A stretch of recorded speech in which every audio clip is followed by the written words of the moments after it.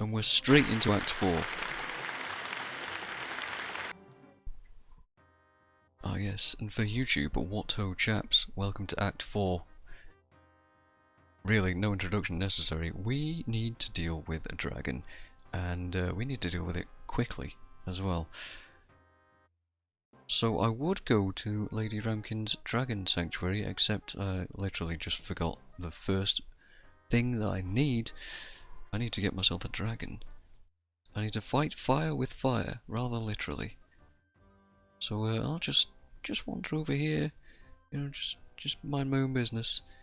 And where is it? There it is, the key. Now we can actually get that of Lady Ramkin. Very sorry about this.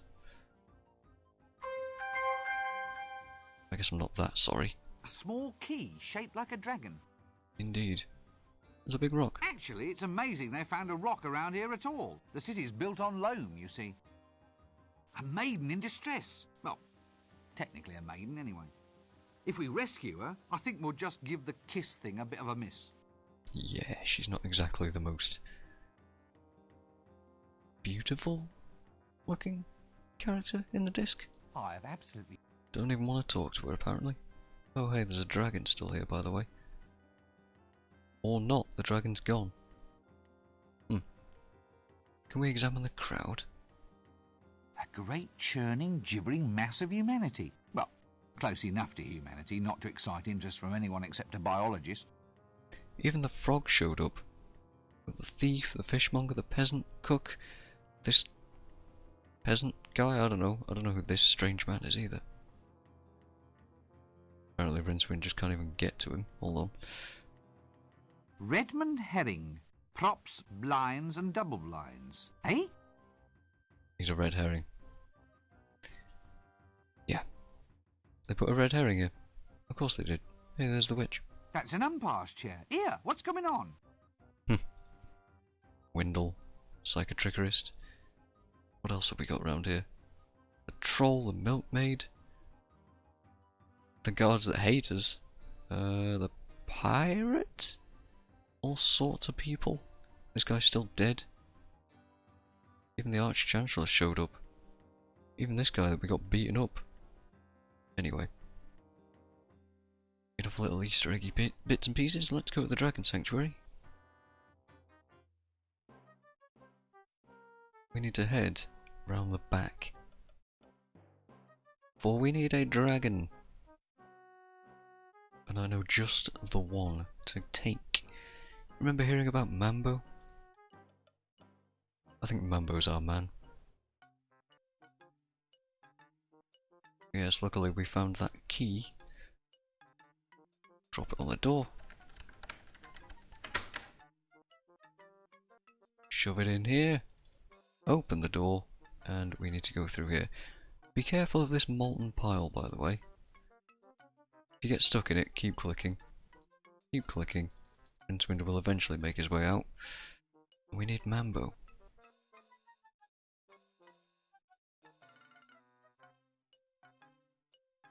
Say hello to my little friend.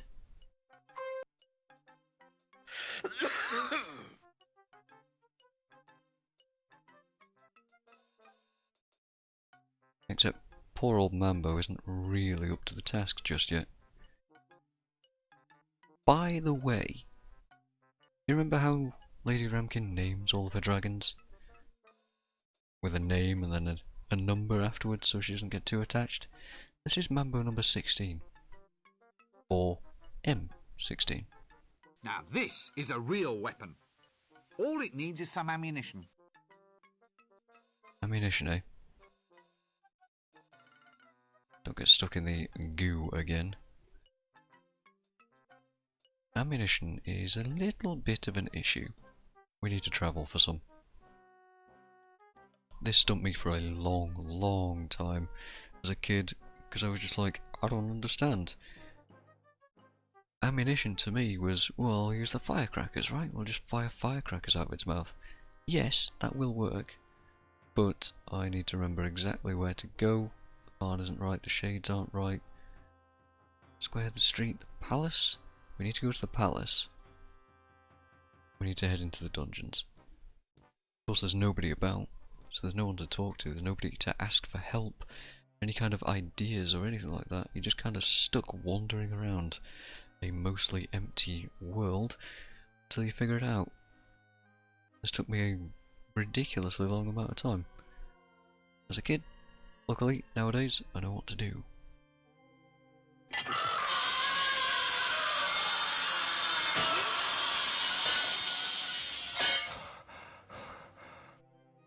These hot coals. That doesn't work. I believe we could just use Mambo on them. Yep.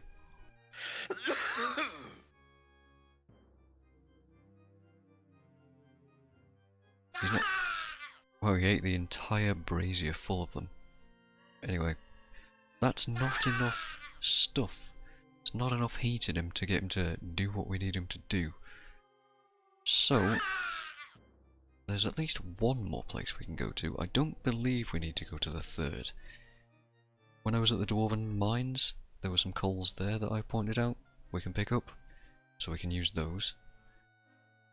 And there's a guide on the L-Space website that I've been using every now and then just to shore up some of my questionable decisions. Been a few parts of the game where I've just not entirely remembered where to go and I didn't want to waste tons and tons of time working it out. So, there's a guide on the L-Space that says there's 3 potential areas you can get some coals from. I don't know if we need all 3, but the mine is the one that I know definitely works. If this isn't enough, then there's also Naniog's Cauldron, which may or may not be actually a viable strategy. I don't know. Anyway, grab Mambo. Let's go feed him some coals. Because even the dwarves are in the town, ready to see us do some mad stuff. So let's save this.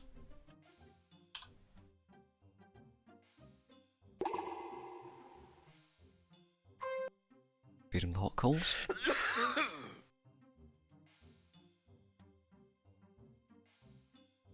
Nope, doesn't seem like that was enough. Now this is a real... Although, can we just do this? Oh, hold on. There we go, he's loaded.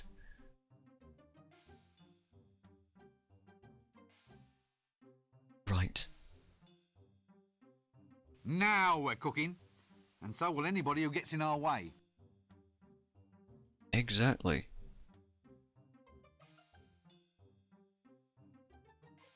Let's go kill us a dragon, lads.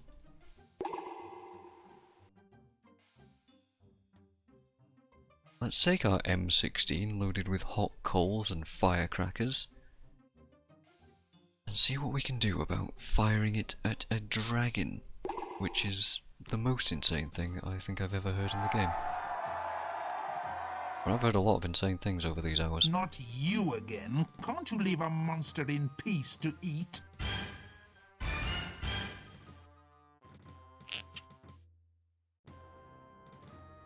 Now we're Rambo, lads. Aha! Hasta la vista! Eat hot smoking death, reptilian trash! Is that a swamp dragon in your hands, or are you just pleased to see me? This is an M16, the world's most powerful swamp dragon. It can blow your head clean off. Alright, But Clint. ask yourself one question. Do I feel lucky? Well, do you, punk?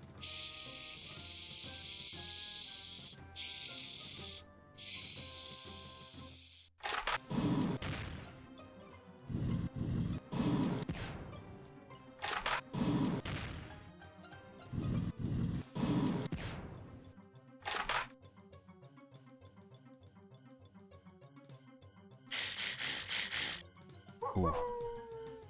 Looks like we might be out of ammo.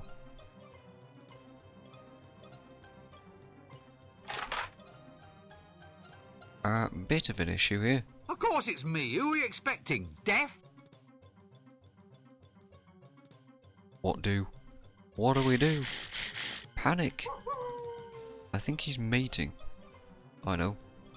Throw the custard at the dragon?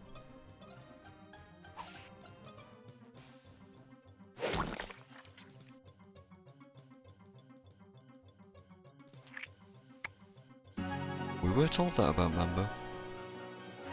Oh my, my, my. And suddenly, problem solved. Oh, so that's why it doesn't have any vulnerables. It's a girl. A female? On heat, too. They always get stroppy when they're feeling a little, overheated. Good grief! By Mother's hand warmers. Oh, this clicky is going to make me a fortune. It's hardly suitable for public viewing. Well, you go up there and tell them. Anyway, it has artistic integrity. He's got an interesting seductive technique. Lots of energy anyway. Pub, anyone? Why not?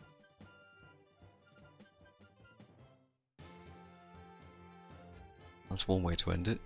Go to the pub. And that, apparently, would be the end of Discworld 1.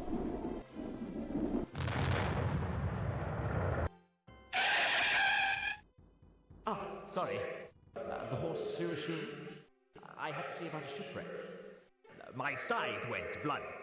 Oh, there was a terrible earthquake. The map got lost. My robe didn't come back from the cleaners. There was a sudden plague. It's not my fault.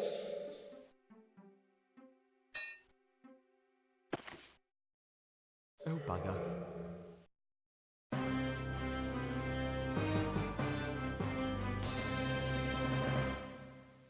Somewhat appropriate, perhaps, that death gets the final word there. And I'm not sure if that was a Blues Brothers reference or not, or if Blues Brothers was referencing something else entirely when Jake pleads with his almost wife, maybe fiance, maybe divorcee, I don't know. And that's the end of the game. Just gonna let these credits roll out and see where it dumps us.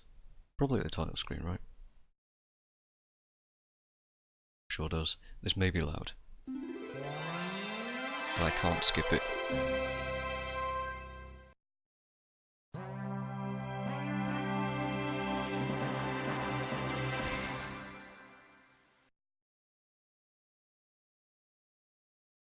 There you go. Let's find an appropriate place to sit. We're gonna just load a game. This'll do. Yeah, sure. Let's just do that. So if that's all you were here for, then that is the end of the game. There is no more game to play. However, there is more info to look at. Hopefully Rincewind won't interrupt it at some point, but there is a strong chance he may do that. So, you know, be aware. Let's go ahead and get rid of that. Bring up the manual. Oh man, get hyped for the manual, lads, because this is it. I'm sure this is going to be absolutely horribly difficult to lead. But there's actually a whole load of information and stuff here. Apparently you can get this at replacementdocs.com. I don't know. But yes, many fun things here. And don't worry, it is quite long. There's a lot of lore and stuff to look at, in case you're interested in reading this yourself. And then at some point it becomes just how to play the game, right? Quite a lot of information, and the small ads in the back. We're just going to read a little bit of this, because hey, why not? So, the Discworld. A strange land, a fantastic land, a land where if death doesn't actually lurk around every corner, he certainly has your home address, and might drop in for a few drinks, or the odd vindaloo now and again. Based on Terry Pratchett's hilarious Discworld books, hilarious? Discworld books, this game uses familiar characters and places from the Discworld stories to create an entirely new adventure. Yes, indeed, I did talk about this right at the start of the playthrough. Be controlling actions of Rincewind, a non-too-successful wizard from the Unseen University in the city of Ankh-Morpork, holder of a BMGC failed. His only real qualifications are an ability to sleep through the apocalypse and a survival instinct honed by years of fleeing in abject terror from the slightest danger.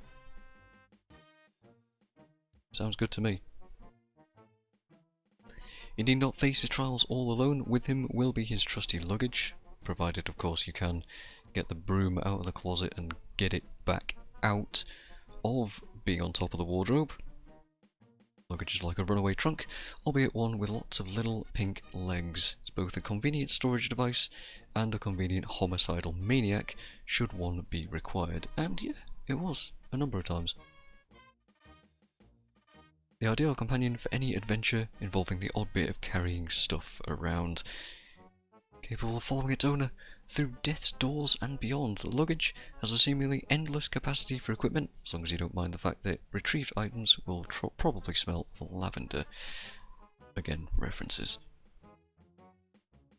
It's just one man and his luggage against the world. Granted, that world is pizza-shaped and is carried on the back of 4 giant elephants, which in turn stand on the meteor-pocked shell of a star turtle, swimming serenely through space. And granted, the one man wears a tall pointy hat and has a beard which smells like yesterday's breakfast, but still, the concept has a certain nobility about it, don't you think? It's quite an introduction. Back in the days of getting video game manuals with your stuff, eh? So the Discworld is a flat planet like a geological pizza, apparently, but without the anchovies. Offers sights for more impressive... What? This is hard to read. It offers sights far more impressive than those found in universes built by creators with less imagination but more mechanical aptitude. It exists right on the edge of reality. The least little things can break through from the other side. It's allowed to exist either because of some impossible blip on the curve of probability, or because the gods enjoy a joke as much as anyone else. More than most, probably, actually. Discworld's carried on through space on the shoulders of 4 giant elephants, who I'm gonna absolutely butcher the names of. Berylia, Tubal, Great Tupon, and Jerikeen. The elephants themselves perch upon the shell of a star turtle, Great Atuin. Turtle flaps onwards through yawning gulfs of stars, pretty much minding its own business, and utterly unconcerned by all the endless nonsense that chases to and fro across its back. Shells frosted with frozen methane and pitted with meteor scars, Great Atuin's eyes are like ancient seas. His brain, or hers according to another school of thought, is the size of a continent, through which moves like glittering glaciers. While it seems to be a potentially boring existence, Atuin, if someone found the means to ask, would not agree. For all the creatures in the universe, only Atuin actually knows where it's going.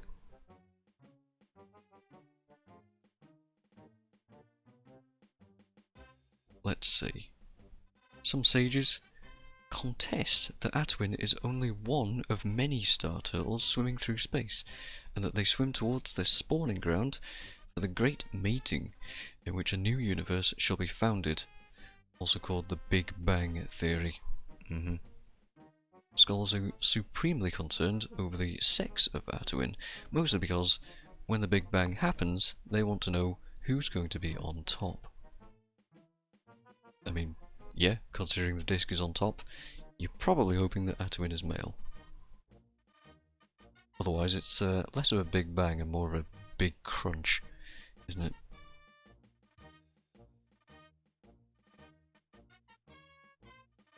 See, the disc itself.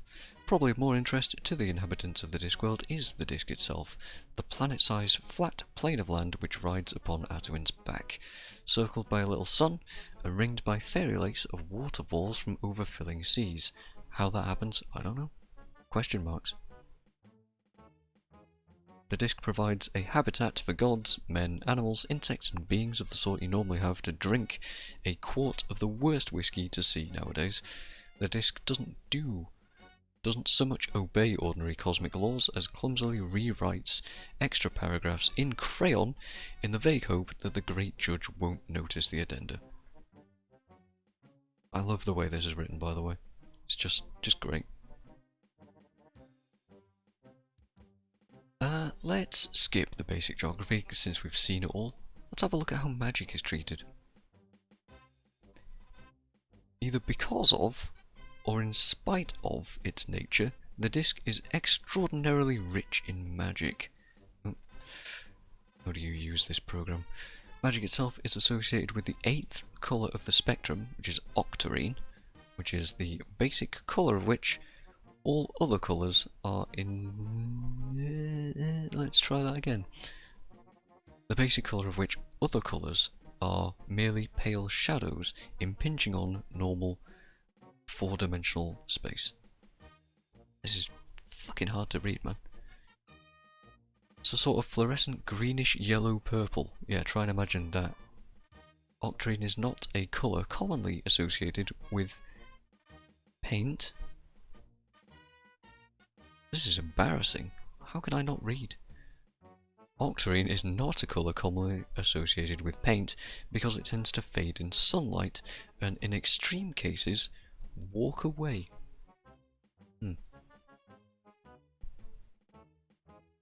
Anyway, wizards, whose retinas include octagons as well as cones and rods, are capable of seeing this colour as it radiates from magical effects.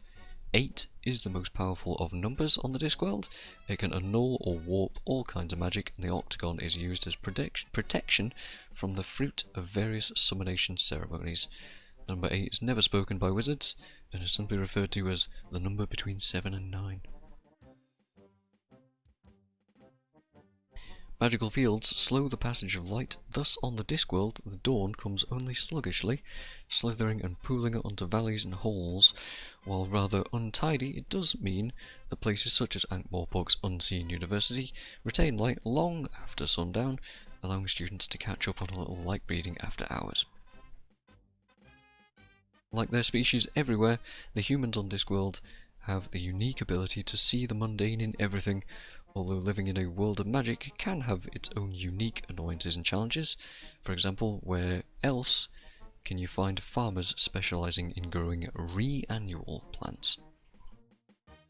Such as the grapes of Counterwise wine, for example, which you might be able to read about down here.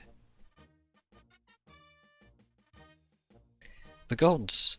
The Discworld has gods in the same way that other worlds have bacteria.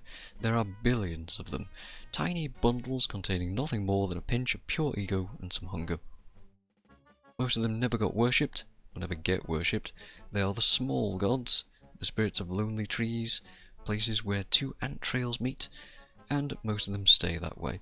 We actually saw a few of them. There were a few like lizards and spiders and little dinky little people in the place that we spotted right near the end of Act 3. Because they say that way. Because what they lack is belief. A handful, though, do go on to greater things. See, this is the place that we were at. The abode of these more powerful gods is Dun Manifestin. Dun Manifestin. Hilarious. Atop Cori Celesti at the hub of the disc. And while this may be their home address, most of the gods keep far away, being a focus for faith.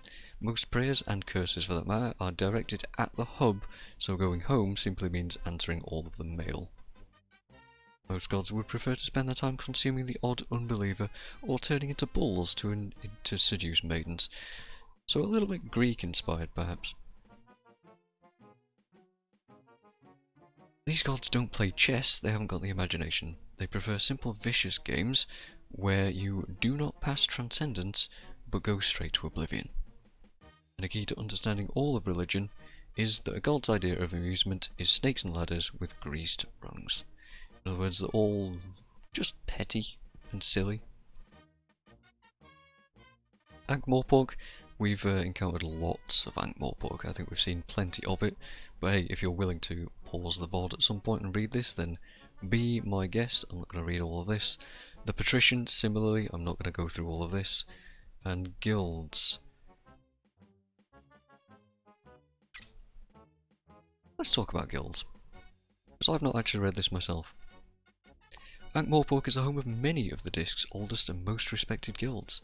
A guild may well, in return for a tithe, oversee all aspects of a member's life, practically from the cradle to the grave, particularly in the case of the Assassin's Guild, and possibly beyond in the case of the Guild of Priests. I don't know how to say this word. Sacerdotes? Sacerdotes? Sacerdotes? I don't know. And occult intermediaries. Intermediaries? That's right. The oldest and richest guild is the Beggars Guild. The most stylish is the Assassins. And the largest is the Thieves, although there is probably supposed to be a Rat Guild.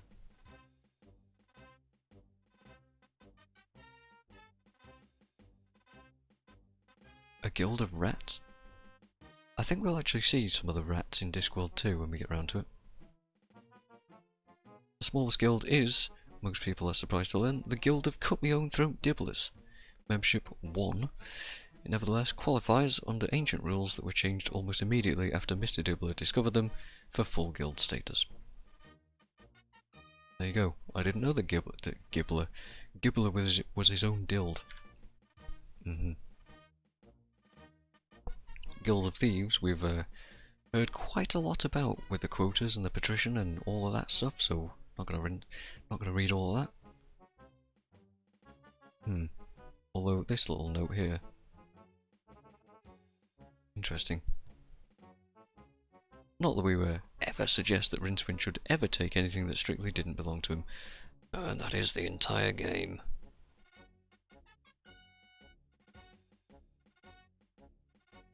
The Beggars Guild? Not really dealt with these guys much. Classes of beggars include twitchers, droolers, dribblers, mumblers, mutterers, walking along shouters, demanders of a chip, people who call other people Jimmy, odd, people who need tuppence for a cup of tea, people who need 8p for a meal, people with placards saying "Why lie? I need a beer," and foul old Ron. I don't think we met foul old Ron, but we definitely will in Discworld 2. Very specific character. And not pleasant. Quite foul, you might say. Agreed by his fellow beggars to be in a class by himself, if only because no one will share it with him. And yeah, we'll find out why. Such money as the beggars make, it must be stressed, is entirely obtained by 1. Begging, and 2. Not begging. 1 is self-explanatory, and 2 owes a lot to what might be called the Ankh-Morpork view of social economics. You clearly don't want a lot of beggars hanging around at your wedding or other salubrious occasions. I'm learning a lot of words today. So, the accepted thing to do is to send the guild a small sum of money and a kind of anti-invitation which sees to it that men with interesting running sores and body odour you could split wood with do not turn up. Members of the more advanced branches of the guild offer a direct debit service where upon a regular basis they'll direct debit your pocket of an agreed sum of money without you even needing to lift a hand. Seems a little bit like the Thieves Guild might be involved there. The Assassin's Guild? The gates are said to never be shut because death is open for business all the time, although the reality is that the hinges rusted centuries ago. Again, I'm not going to read all of this. The Alchemists. This one's funny, I believe. The Guildhall is always new, having a tendency to explosively be demolished on a regular basis. A tiny, despised guild largely devotes itself to the aid of widows and orphans of those alchemists who had taken an overly relaxed attitude to potassium cyanide, or who had distilled the juice of some interesting fungi and had drunk the result. There are in fact not very many widows and orphans, mainly because women find it difficult to grow attached to people who have laminated themselves across the ceiling. There you go. The Fool's Guild? I frankly don't even want to read this because I hate them. As with most of the guilds, it's also a hospital, craft standards enforcer, fraternal society and school, although unlike the other guilds, it will not accept for education boys not firmly apprenticed to clownship or foolhardiness. It's a place that takes the bitterness of custard pie in the face very seriously. The Guards, not necessarily a guild. Every fantasy city needs its city guard. Unfortunately, the self-governing Thieves Guild has left Ankh-Morpork's city guard with next to nothing to do. Why arrest the guilds, or the Thieves Guild, when they kind of govern themselves? Especially with the petition giving them a quota. Still, every fantasy city still has to have its guards. Ankh-Morpork's finest can usually be found conducting rigorous inspection of the town from 9 AM until 12. They're usually inspecting the scene underneath their own blankets. In other words, they're asleep. Most afternoons they can be found analysing clues in riverside pubs and taverns, and the evenings are often given over to some rigorous drunken lurching practice. In other words, just being drunk. You never know when it might come in handy. Humans, shorter lived than trolls and less clever with machinery than dwarves, humanity still manages to form the bulk of the visible population of the disk, simply because humans breed so well, a survival strategy they share with rodents, cockroaches, and bacteria. Oh, this makes me very proud to be a human. Perhaps not. Trolls, I mean they're trolls, right?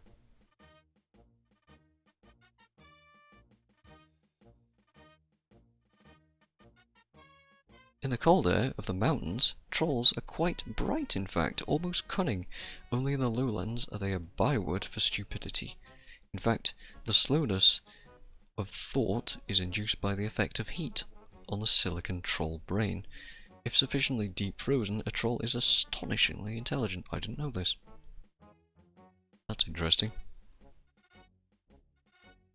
Explains why into Jelly Baby they are absolutely maniacally stupid. Nothing subtle about trolls. While they cannot digest a human being, they have been traditionally reluctant to accept this fact. In other words, they will try and eat a human. And hitting another troll on the head with a rock is about equivalent to two humans exchanging the time of day. Dwarves, eh? Apparently they take things literally.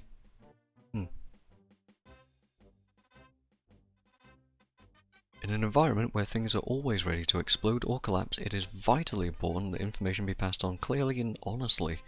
The human language, with its unthinking reliance on metaphor and simile, is a veritable Menephi. It's a complete morass. It's a fog of incomprehension. Oh, it's very difficult for dwarves. Apparently they're the biggest non-human ethic in Ankh-Morpork.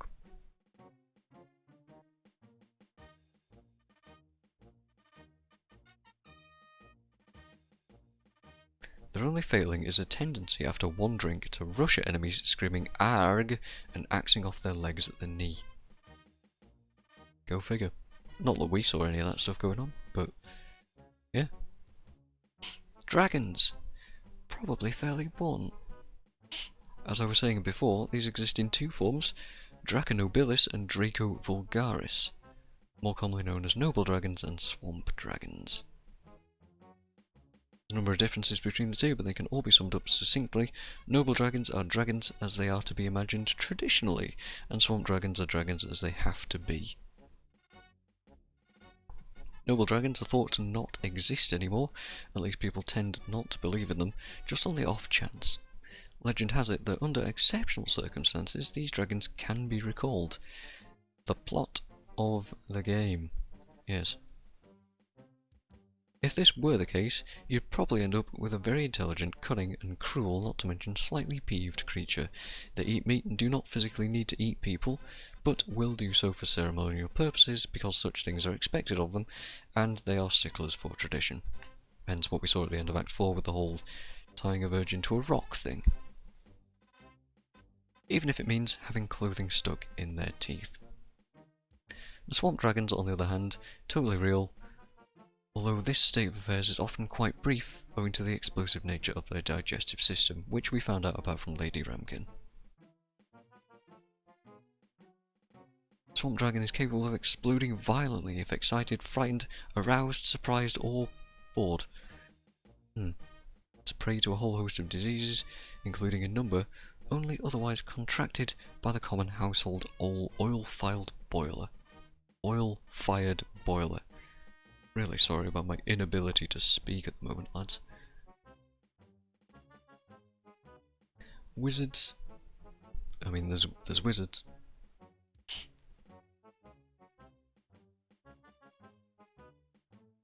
There are many other schools of wizardry on the disc, some considered arcane even by wizard standards.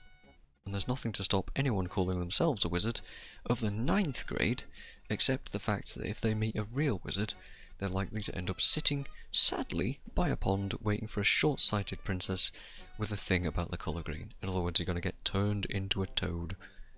And yeah, we kinda saw that. It's probably what the Wrangler does, right? Wizard magic generally consists of illusion, a little weather making, which we've seen plenty of, fireballs, and the occasional damming of the fabric of reality. Fundamental to its use is a wizard's staff, usually about 6 feet long with the proverbial knob on the end. However, more often than not, wizards of UU, or Unseen University, are to be seen indulging in one of their real passions, eating or sleeping. My god, I really am a wizard.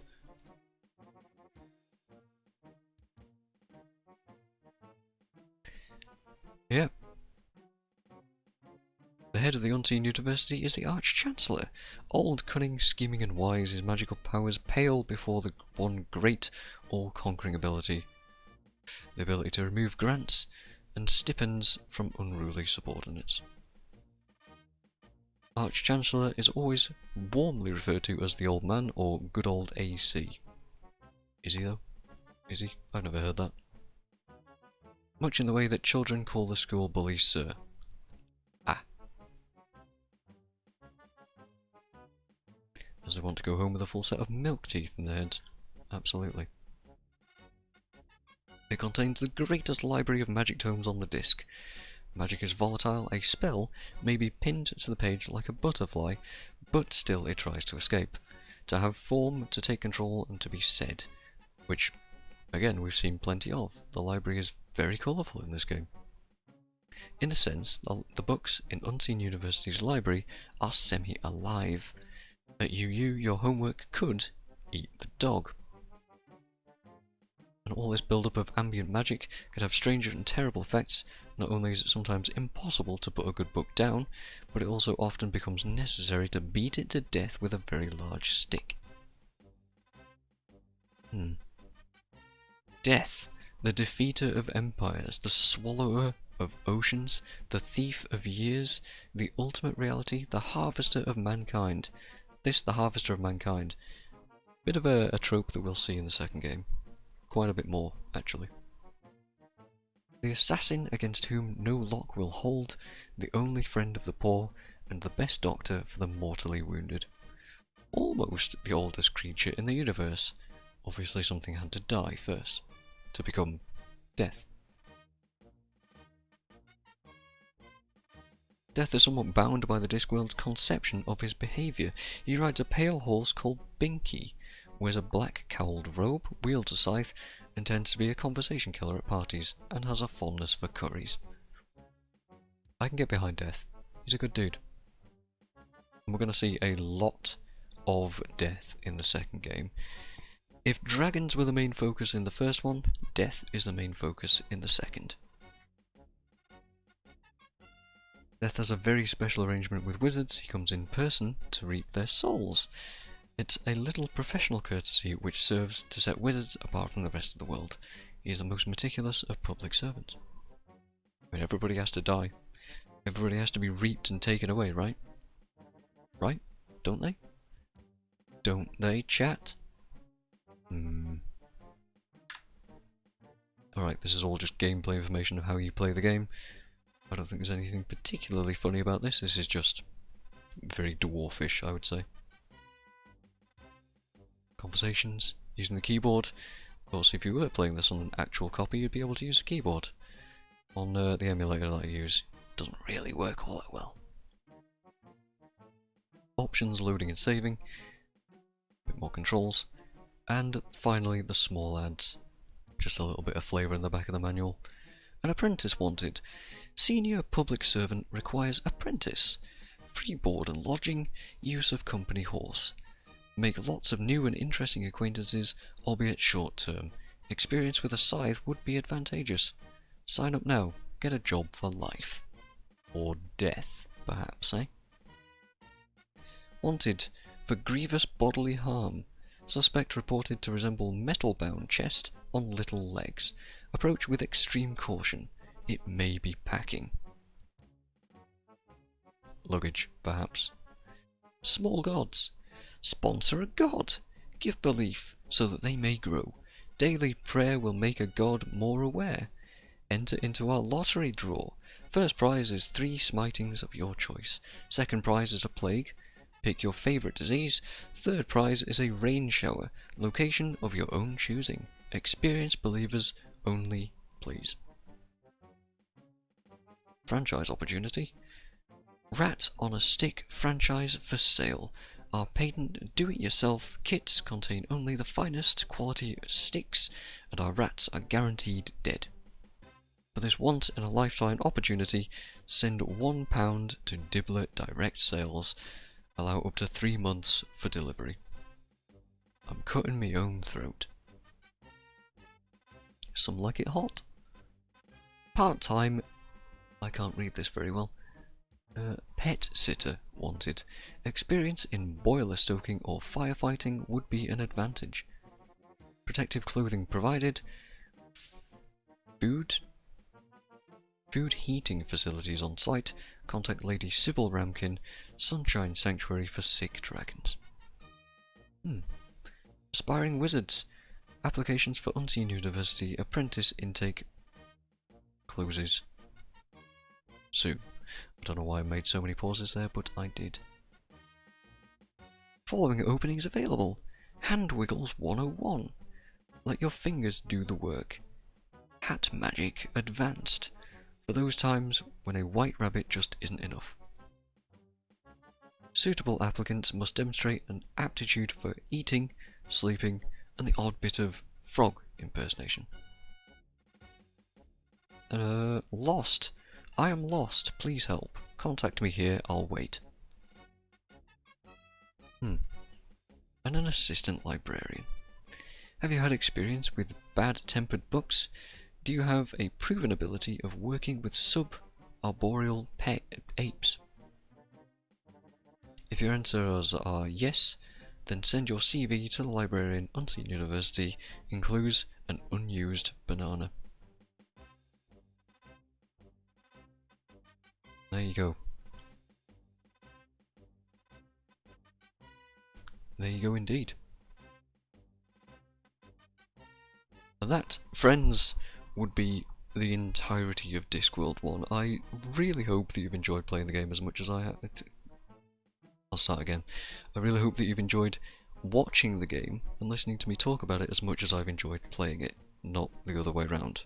My brain is broken, apparently. So yeah.